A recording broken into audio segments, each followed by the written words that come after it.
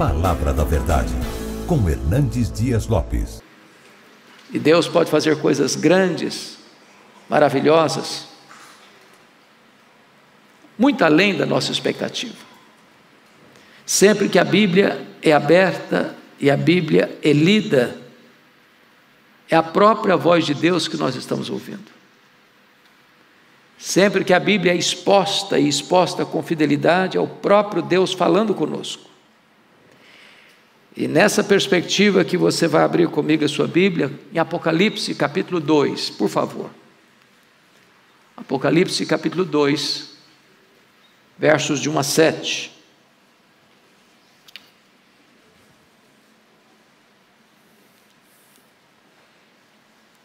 Ao anjo da igreja em Éfeso escreve: estas coisas diz aquele que conserva na mão direita as 7 estrelas, e que anda no meio dos 7 candeeiros de ouro.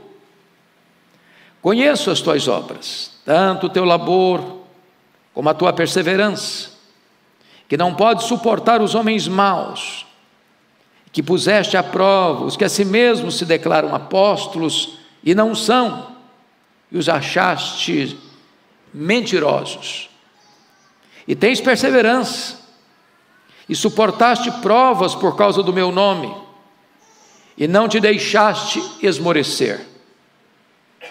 Tenho, porém, contra ti, que abandonaste o teu primeiro amor. Lembra-te, pois, de onde caíste, arrepende-te, e volta à prática das primeiras obras. E se não, vem-me a ti, e moverei do seu lugar o teu candeeiro, caso não te arrependas. Tens contudo a teu favor que odeias as obras dos nicolaítas, as quais eu também odeio. Quem tem ouvidos, ouça o que o Espírito diz às igrejas. Ao vencedor dar-lhe-ei que se alimente da árvore da vida, que se encontra no paraíso de Deus. Amém.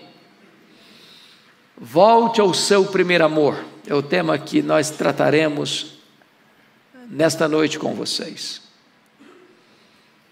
O apóstolo João,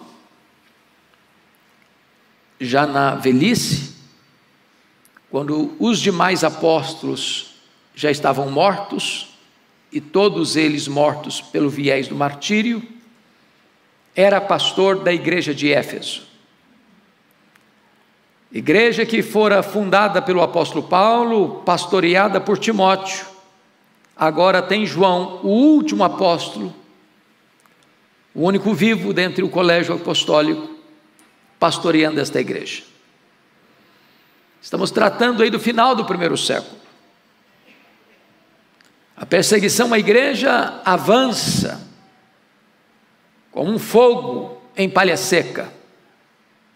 Os crentes estão sendo crucificados, queimados vivos, jogados às feras. Quando o imperador Domiciano deporta o apóstolo João da cidade de Éfeso para a ilha de Patmos, uma colônia penal no mar Egeu. E é ali que ele tem uma revelação do Senhor Jesus Cristo. É ali que Jesus glorificado se apresenta a ele, de uma maneira tão linda, mas tão extraordinária, que embora ele fosse o apóstolo mais próximo, mais íntimo de Jesus, ao vê-lo na sua glória, caiu por terra como morto. E o Senhor dá uma ordem para ele, para escrever às 7 igrejas da Ásia.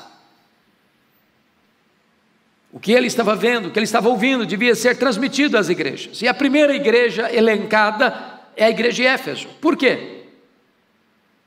Porque Éfeso era a capital da província da Ásia Menor. É claro que tinha mais igrejas na Ásia Menor, além dessas 7, como por exemplo, Colossos e Hierápolis. Mas Éfeso era a cidade mais importante da província da Ásia, era a capital da província da Ásia. Era uma cidade cosmopolita na época, a cidade que tinha o porto mais importante de toda a Ásia, a cidade que era polo, não só comercial, mas também centro religioso, porque na cidade de Éfeso ficava o templo da deusa grega Ártemis, cujo nome romano Diana, templo da grande deusa Diana. Era um palácio de mármore que ultrapassava 4 vezes em tamanho, beleza, o grande Partenon de Atenas. Era uma das 7 maravilhas do mundo antigo. Naquele templo não só se cultuava a deusa romana Diana, mas também se cultuava o imperador. Era um dos centros do culto ao imperador. Aquela cidade era chamada pelos contemporâneos de João de a feira das vaidades, ou a luz da Ásia. E diz a Bíblia que o apóstolo Paulo chega nessa cidade depois de ter enviado para lá um casal, Priscila e Áquila, e na terceira viagem missionária ele vai se fixar ali 3 anos, e vai experimentar, irmãos, um dos mais fantásticos, maravilhosos reavivamentos de toda a história da igreja.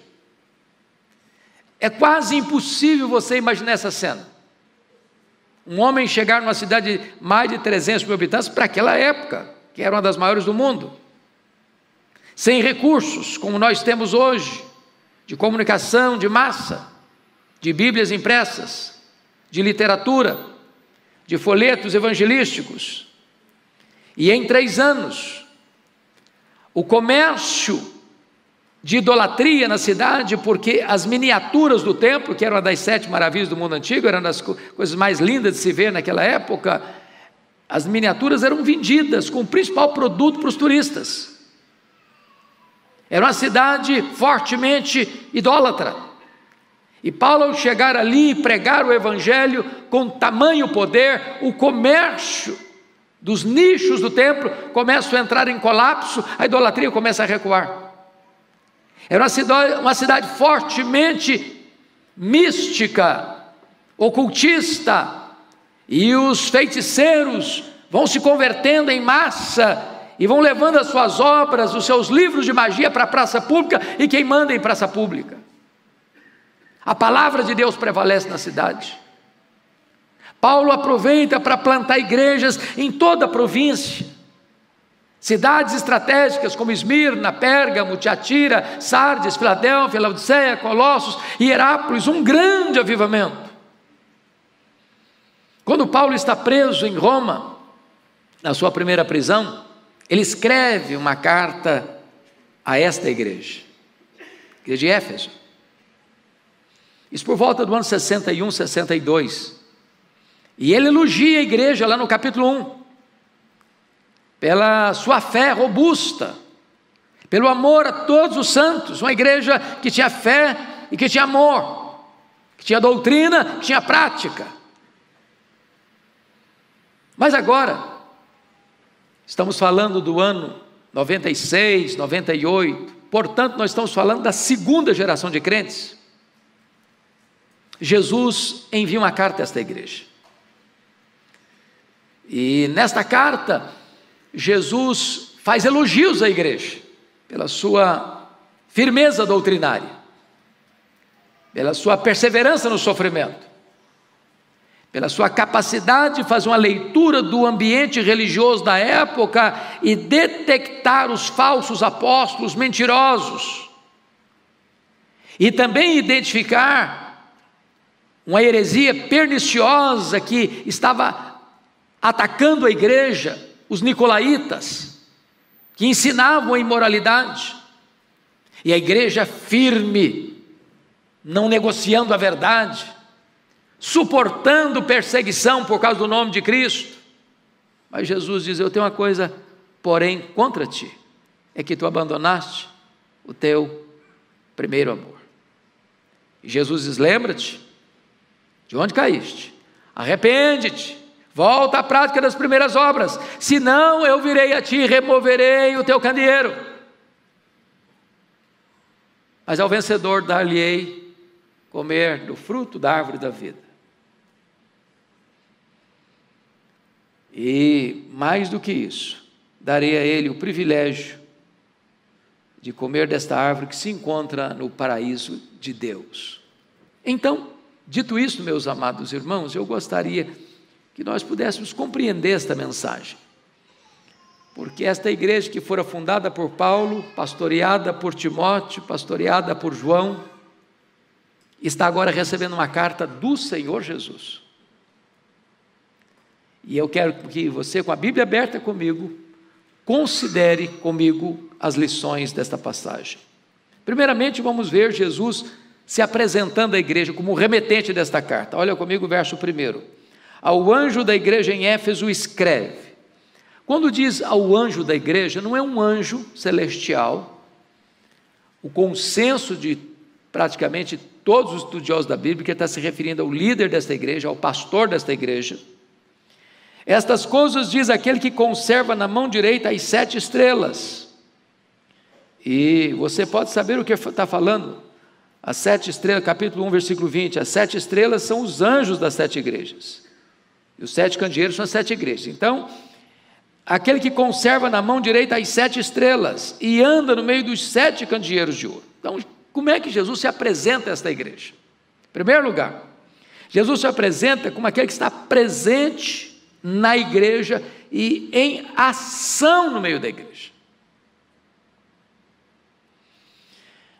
Irmãos amados, eu vou lhes dizer que a maior necessidade de uma igreja é ter essa percepção da presença manifesta de Jesus no seu meio.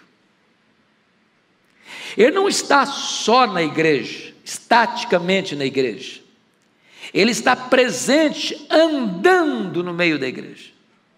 A dinâmica dele, de conhecer, de sondar, de exortar, de consolar, de corrigir, de disciplinar, de fazer promessas, é fundamental.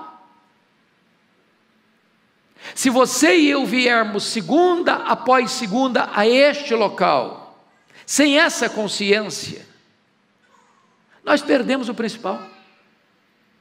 O lugar pode ser bom, o ambiente pode ser agradável, a música pode ser excelente, a mensagem pode ser razoável, tudo pode ser com excelência, mas a maior necessidade da igreja é a consciência de que esse Jesus está andando entre nós. Ele está aqui. Ele está aqui. E é por causa dele que você e eu estamos aqui. Ele está presente. Mas vejam vocês que essa presença manifesta, esse caminhar de Jesus conosco, tem um segundo aspecto que vale a pena destacar. Está escrito no verso 1 assim: aquele que conserva na mão direita as 7 estrelas. Se você ler no capítulo 1, versículo 16, está escrito assim: tinha na mão direita as 7 estrelas. Agora veja que o verbo que está aqui no verso 1 do capítulo 2, não é o mesmo do 1,16. Tinha na mão direita as 7 estrelas. A palavra aqui agora, ele conserva na mão direita as 7 estrelas. Eu vou ilustrar isso. A palavra conserva, eu estou com um relógio, eu vou pegar esse relógio e botar dentro da minha mão. A palavra conservar, a ideia é exatamente essa aqui. Não é de ter assim, é ter assim.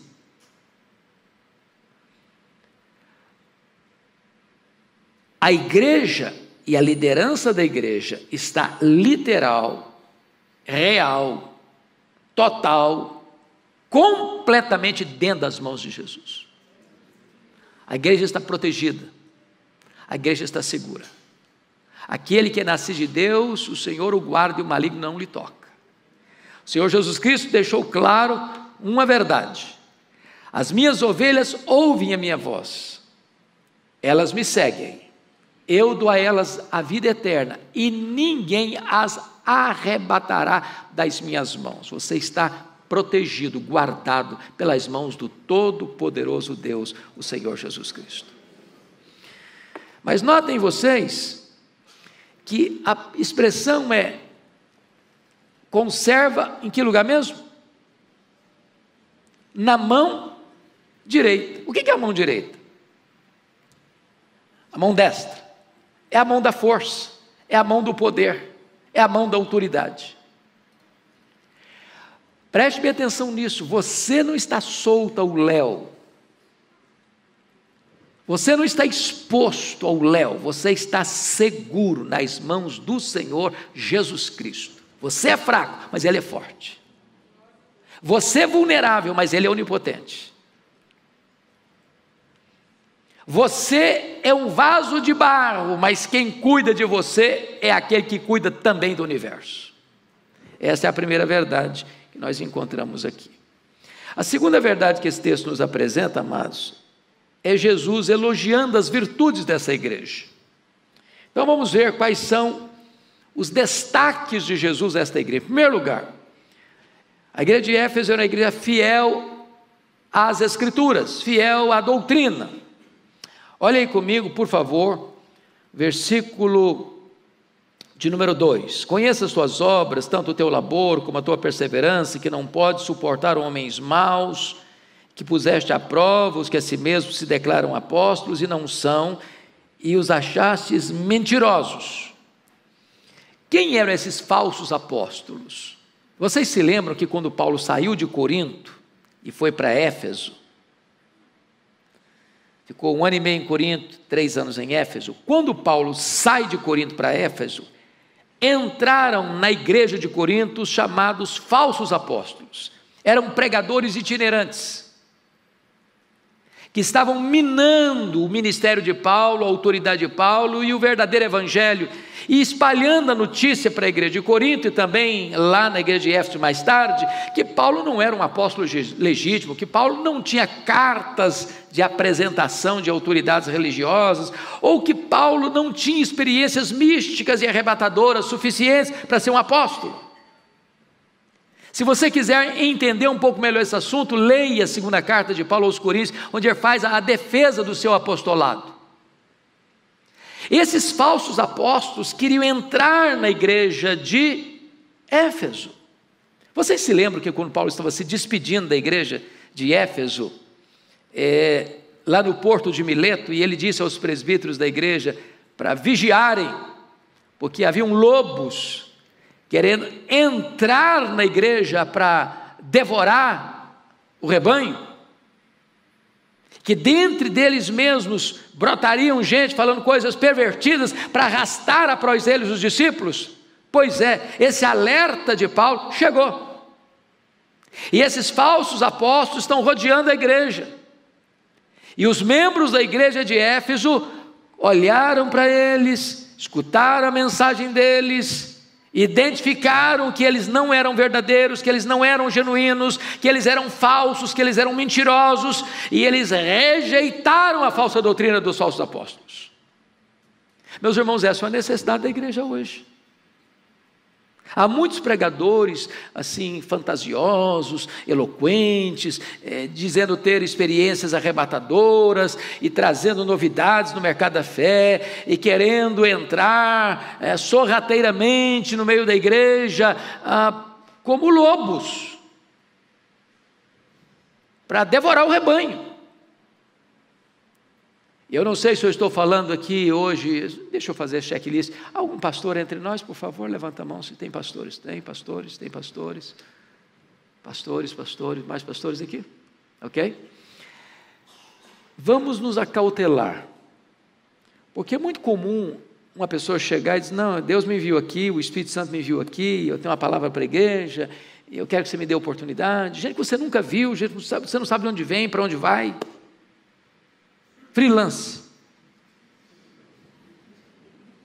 Eu nunca me esqueço, um dia eu estava em Vitória pregando, era um domingo de manhã, e aí chega uma mulher muito bem vestida, acompanhada de um grupo de pessoas também muito bem vestidas, e não sei como, mas eles já sentaram lá na frente, e essa mulher deu um jeito de me entregar um bilhete, mandou um bilhete lá no púlpito para mim. Peguei o bilhete, olhei, e o bilhete dizia assim: Pastor Hernandes, o Espírito Santo me mandou aqui hoje, e eu tenho uma palavra para esta igreja. gostaria que o senhor me desse a palavra antes de encerrar o culto. Eu peguei o bilhete, li o bilhete, botei no bolso, terminei de pregar, cantamos um hino, impetrei a bênção e fui para a porta abraçar o povo. Essa mulher, brava, botou o dedo no meu nariz, disse: o senhor impediu que o Espírito Santo falasse à igreja hoje. E eu olhei para ela e disse: o Espírito Santo falou, a senhora que não ouviu. Eu preguei a palavra aqui hoje.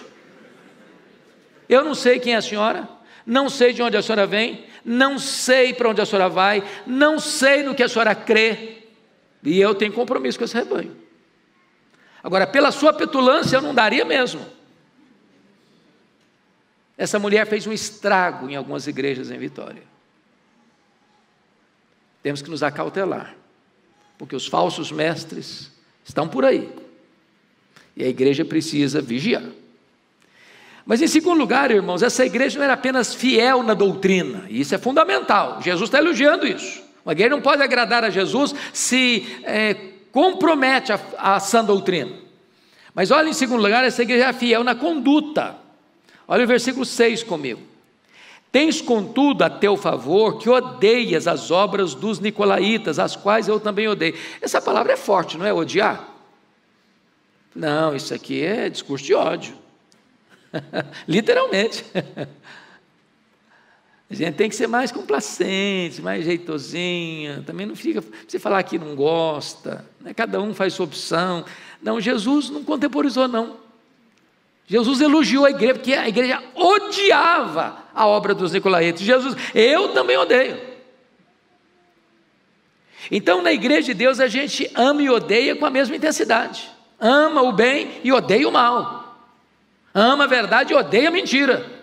Ama a Deus e odeia o diabo. Mas quem são esses nicolaítas?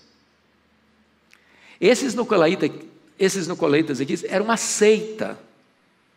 E os estudiosos dizem que esse fundador da seita, chamado Nicolau, era um cara promíscuo, que entregava sua própria mulher para outros homens se relacionarem com ela. Esse homem, Nicolau, ensinava ao povo a comer comidas sacrificadas aos ídolos, e você vai perceber que essa comida sacrificada aos ídolos não era só chegar lá e comer um negócio que foi consagrado aos demônios, lá você não está nem sabendo. Não, essas cerimônias de comer comidas sacrificadas eram misturadas com promiscuidade, tanto em Corinto quanto em Éfeso. Havia as prostitutas cultuais, onde a prática do sexo promíscuo era uma espécie de liturgia, de culto às divindades pagãs. Então era a mais vergonhosa imoralidade, era o uso bestial da sexualidade, e isso tentando entrar na igreja. Vocês se lembram lá de Corinto? Lá em capítulo 5, quando o rapaz coabita com a madrasta, e além de praticar essa loucura, a igreja aplaude o cidadão. A igreja não ficou triste não, a igreja aplaudiu o cidadão. Essa é uma igreja boa, aqui na nossa igreja ninguém proíbe ninguém, aqui cada um faz as suas escolhas, cada um é dono do seu nariz, aqui ninguém se intromete na vida alheia não. E eles estavam agora querendo entrar na igreja de Éfeso com essas práticas. E diz a Bíblia que Jesus elogia a igreja, porque ela odiou essa obra, dessa seita perigosa, que induziu o povo a uma vida de promiscuidade e de imoralidade. Preste atenção no que eu vou lhes dizer. Nunca é possível a teologia estar errada e a conduta estar certa. A teologia é filha da ética. Se a teologia é ruim, a ética é ruim. O diabo nunca vai estimular as pessoas a uma vida de santidade. Nunca. Na teologia do mal, na teologia do diabo, na teologia da mentira, na teologia do engano, na teologia da promiscuidade, a prática vai ser essa: ruína moral, destruição da família, desconstrução dos valores. Mas em terceiro lugar, meus irmãos, Jesus elogia aquela igreja não só pela sua teologia, não só pela sua ética, mas também pela sua capacidade de trabalho, pelas suas obras. Olha o verso 2 comigo. Conheço as tuas obras, tanto o teu labor como a tua perseverança. A palavra obras aí é um trabalho intenso, extênue, forte, de suar a camisa. Aquela igreja era uma espécie de colmeia industriosa. Aquela igreja era um ramo frutífero da videira verdadeira. Ela não só tinha teologia, ela trabalhava. Porque hoje, às vezes, tem muitas igrejas que têm como finalidade última manter a sã doutrina e cruzar os braços. Nós cremos na verdade.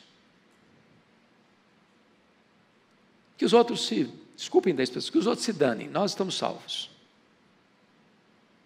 Queremos trabalhar, vamos cuidar de nós mesmos, vamos polir as nossas próprias moedas, vamos nos reunir para nos edificar e só nós mesmos, pregar, fazer a obra, cuidar dos necessitados, fazer missões. Não, isso não é para nós, deixa para os outros.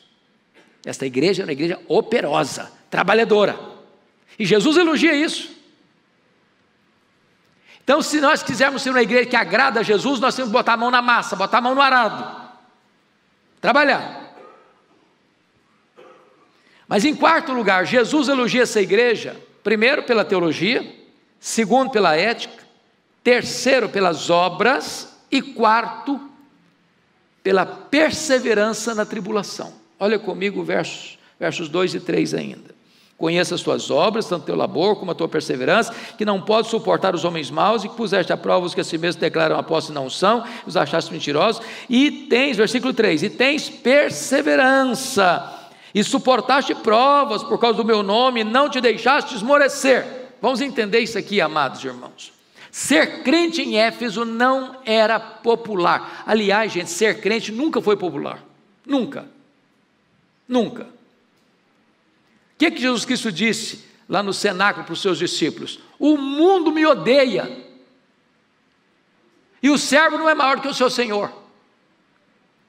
Se o mundo odiou a cabeça, vai odiar o corpo. Se o mundo odiou Jesus, vai odiar a igreja. A igreja é martírica. Paulo diz, todo aquele que quiser viver piedosamente em Cristo vai ser o quê? Aplaudido? Não, perseguido. Então não tem como você ser um crente comprometido com Deus e não enfrentar a resistência do mundo. Vão te chamar de quadrado, vão chamar de jurássico, vão chamar de ultrapassado, vão chamar você de uma pessoa desajustada socialmente, vão dizer que você só tem discurso de ódio, que você não se atualizou. E a igreja de Éfeso era esta igreja que tinha capacidade de resistir todo tipo de prova por sua fidelidade a Cristo. São os elogios da igreja. A pergunta que eu faço a você e a mim: receberíamos você e eu hoje esses elogios de Jesus? Bom, vamos ao terceiro ponto da mensagem. Jesus repreende a igreja pelo esfriamento do seu amor. Olha o versículo 4. Você pode ler o 4 comigo? Vamos todos juntos? Tenho, porém, contra ti, que abandonaste o teu primeiro amor. Então note você um fato muito curioso. Há uma deficiência na doutrina desta igreja num ponto. Talvez a defesa da verdade levou essa igreja a perder a piedade. Tem hora que é preciso defender a verdade mesmo. Mas cuidado para que isso não seque a sua alma, não engesse o seu coração. Cuidado para que a defesa da verdade não seja um fim em si mesmo, a ponto de você perder a alegria, a espontaneidade, o entusiasmo, a vibração, o brilho nos olhos, o coração aquecido. O que aconteceu com essa igreja é que todas essas virtudes que Jesus elenca e destaca e elogia, de repente foram colocadas no piloto automático. Eu mantenho essa doutrina, mas perdi a devoção. Eu tenho luz na cabeça, mas não tenho fogo no coração. Eu levanto a bandeira da ortodoxia, mas o meu amor por Jesus já se arrefeceu. Agora lembram que Jesus disse: nisto conhecerão todos que sois meus discípulos, se tiverdes o quê? Amor, uns pelos outros. E aqui Jesus está dizendo o seguinte: olha, vocês deixaram uma marca, que é o apanágio, que é a marca principal, que é o símbolo do compromisso comigo, que é o amor. Se a igreja é a noiva, não basta uma noiva não trair o noivo, ela tem que se encantar com o noivo, ela tem que ter prazer nele, tem que ter deleite nele, tem que gostar de estar com ele, tem que ter vontade de estar perto dele, tem que se agradar dele. Preste atenção que amor e fidelidade pode não ser a mesma coisa. Uma mulher pode nunca trair o marido, um marido nunca traiu uma mulher, a sua mulher, mas também não devotar a ele ou a ela todo o seu amor. Nós abandonamos o primeiro amor, irmãos, quando nós substituímos o amor a Jesus pela ortodoxia e pelo trabalho. Eu não estou dizendo que a ortodoxia é ruim, estou dizendo que ela é boa, é necessária, ela é insubstituível. Eu não estou dizendo que trabalhar na igreja é ruim, não, é bom, é muito bom, é necessário, mas não são substitutos para o amor. Abandonamos o primeiro amor quando o nosso amor a Jesus é substituído pelo zelo religioso. Tem gente que tem zelo pela religião, ele morre pela denominação dele, ele morre pela doutrina dele, e não estou dizendo que está errado, eu estou dizendo que isso não é substituto ao amor. Lembra dos fariseus? Eles eram zelosos, mas não tinha amor. Terceiro, nós abandonamos o nosso primeiro amor quando o nosso conhecimento bíblico e teológico não nos move à devoção. Irmãos, é curioso isso, mas você percebe, às vezes, quando a pessoa nasce de novo, ele é um bebê na fé, ele é um neófito, ele é um novo convertido, é o primeiro amor, ele está tão encantado, ele está enamorado com as coisas de Deus, ele lê a Bíblia com entusiasmo, aí daqui a pouco ele vai estudando mais, vai lendo mais teologia, vai estudar mais livros de teologia, vai lendo mais a Bíblia, já li uma vez, 10 vezes, aí domina o assunto todo, aí aqui já vira mecânico, vai virando uma coisa comum, o coração já não vai mais se sensibilizando, ele já vem para a igreja sem expectativa, ele já pega a Bíblia como um profissional da religião, para fazer um estudo bíblico, para fazer uma exegese, mas aqui não mexe mais com ele. Cuidado, não deixa a chama apagar. Mas em último lugar, sabe quando nós abandonamos o primeiro amor? Quando nós conseguimos examinar o erro dos outros, mas não conseguimos examinar a nossa própria frieza espiritual. Os crentes de Éfeso eram bons diagnosticadores dos outros. Os falsos apóstolos são mentirosos, é verdade, são mesmo. Os nicolaítas eram perversos e devassos, e eles odiavam as obras deles, está certo, deviam odiar mesmo. Faziam uma leitura corretíssima dos outros. Mas quando eles olhavam para dentro deles mesmos, eles não tinham a mesma capacidade de análise. E a gente pode ser hipócrita, porque a gente consegue até enxergar coisas mínimas dos outros, até um cisco, mas não enxerga uma trave no nosso olho. Nós estamos abandonando o primeiro amor sempre que nós conseguimos ver o erro nos outros, mas nunca vemos o erro em nós mesmos. Pois bem, vamos ao último ponto da mensagem. Jesus oferece à igreja a restauração e chama a igreja a um recomeço. Primeira coisa, olha o que Jesus vai dizer no versículo 5 para a igreja: lembra-te, pois, de onde caíste. Essa é a primeira coisa. Você não consegue voltar ao primeiro amor se você não lembrar onde foi que começou o desvio. Lembra do filho pródigo? Sai de casa, vai para um país distante, gasta o dinheiro dele dissolutamente, depois começa a passar fome, vai cuidar de porcos. Qual foi a chave da virada da vida dele? Está escrito: caindo em si, disse: quantos trabalhadores na casa do meu pai têm pão com fartura? O que ele lembrou? Casa do pai. Ele nunca devia ter saído da casa do pai. Tem hora que a gente vai se desviando da rota. É hora de você lembrar onde você pegou um atalho, onde você entrou na encruzilhada errada, onde você parou de ler a Bíblia, onde você parou de orar, onde você parou de jejuar, onde você parou de ser fiel a Deus, onde você parou de buscar a santificação, onde foi? Volta lá, volta lá, volta lá, volta lá. Lembra-te de onde caíste. E o texto diz: arrepende-te. Ou seja, voltar, irmãos, ao lugar onde nós erramos e não se arrepender, produz remorso e não salvação. Vocês se lembram de Judas Iscariotes? Ele voltou, traí sangue inocente, quer mais esse dinheiro, fiz coisa errada, estou triste. Mas ele não voltou. Ele não voltou. Ele não voltou para Jesus. E o remorso o consumiu e ele se matou.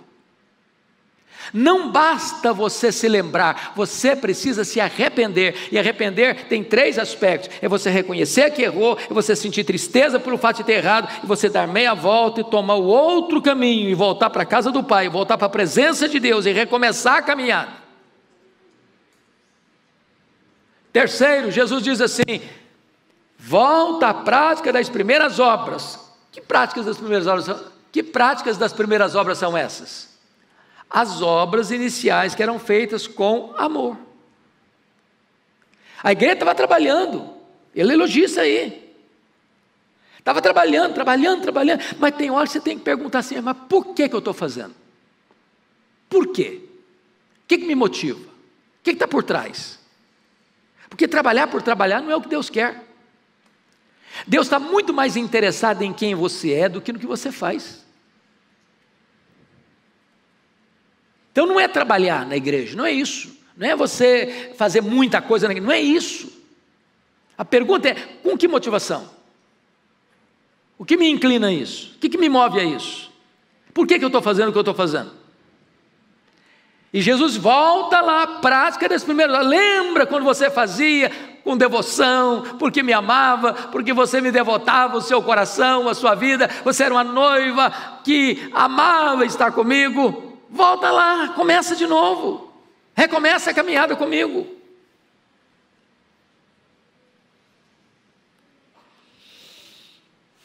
Mas Jesus faz uma advertência soleníssima a essa igreja, irmãos, no versículo 5. Olha o que tem no versículo 5. E se não, você pode ler comigo? Verso 5, parte B. E se não, venho a ti e moverei do seu lugar o teu candeeiro, caso não te arrependas. O que é candeeiro, gente? Candeeiro é um instrumento que ilumina, certo? As igrejas foram chamadas de 7 candeeiros. É para iluminar. Se um candeeiro não produz luz, para que ele serve? Para nada. O que é triste, o que é doloroso, é que essa igreja, com o tempo, não escutou essa advertência de Jesus. E essa igreja não existe mais. o candeeiro foi removido. Uma igreja como instituição pode deixar de existir. Você conhece alguma que deixou de existir? Hoje tem igreja que está deixando de existir? Fechou as portas? O povo foi embora? Tem mais vida? Não está cumprindo mais a sua missão? Perdeu a sua referência? Perdeu sua relevância? Perdeu sua fidelidade? Perdeu seu amor por Jesus? Essa igreja onde acontecia tudo isso aqui, hoje só tem escombros. Tem mais igreja. Foi removida. Mas Jesus tem uma promessa ao remanescente fiel. Você pode ler o verso 7 comigo? Vamos juntos? Quem tem ouvidos, ouça o que o Espírito diz às igrejas. Ao vencedor dar-lhe-ei que se alimente da árvore da vida, que se encontra no paraíso de Deus. Agora vamos entender aqui, qual o problema dessa igreja? Se você tivesse que falar uma palavra só, qual o problema dessa igreja? Falta de amor. Tem uma coisa, porém, contra ti, que tu abandonaste o quê? Teu primeiro amor. Bom, para uma igreja que tinha abandonado o primeiro amor, o que é que Jesus promete? Promete o que mesmo? Se alimentar da árvore da vida, que se encontra no paraíso de Deus. O que é alimentar-se da árvore da vida? Significa receber vida eterna. Onde? No paraíso, que é o céu. E o que é a vida eterna? João 17,3 é conhecer a Deus e conhecer a Cristo. E quem é Deus? Deus é amor. Para uma igreja que tinha perdido o primeiro amor, Jesus está dizendo: olha, eu tenho para você amor eterno, dinâmico, inesgotável, e você vai desfrutar deste amor no paraíso para sempre e sempre e sempre, porque Deus é amor, e vida eterna é conhecer a Deus que é amor, e você vai estar mergulhado nessa esfera de amor que é infinito, que é eterno, que jamais pode ser esgotado. A recompensa do amor é mais amor, na perfeita comunhão do céu. Quem tem ouvidos, ouça o que o Espírito diz às igrejas. Quem tem ouvidos, ouça o que o Espírito Santo diz a você, a mim, a nós.